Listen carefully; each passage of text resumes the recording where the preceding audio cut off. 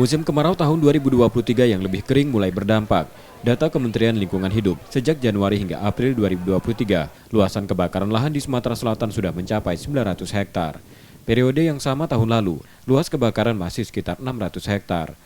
Kebakaran lahan terjadi dalam luasan yang kecil namun terjadi di banyak titik, seperti di Musi Banyuasin dan Muara Enim.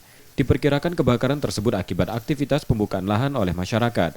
Kecenderungan serupa terjadi di daerah lain di Sumatera. Mengantisipasi kemarau yang lebih panas, Balai Pengendalian Perubahan Iklim dan Kebakaran Hutan dan Lahan wilayah Sumatera menyiagakan Manggala Agni Daob Banyuasin dan Ogan Komering Ilir. Pihaknya rutin melakukan patroli maupun pemadaman di darat. Manggala Agni juga berkoordinasi dengan dukungan pemadam dari udara serta teknologi modifikasi cuaca untuk pembasahan lahan.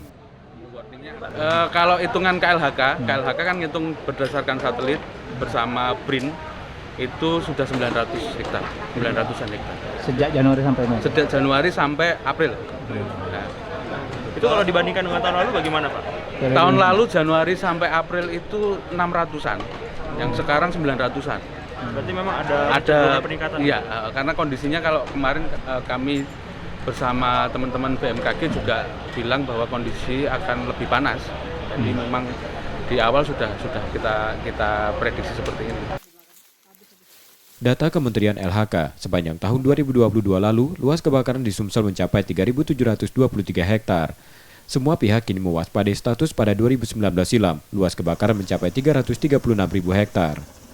M. Rizky Nurmizan, Kompas TV, Palembang, Sumatera Selatan.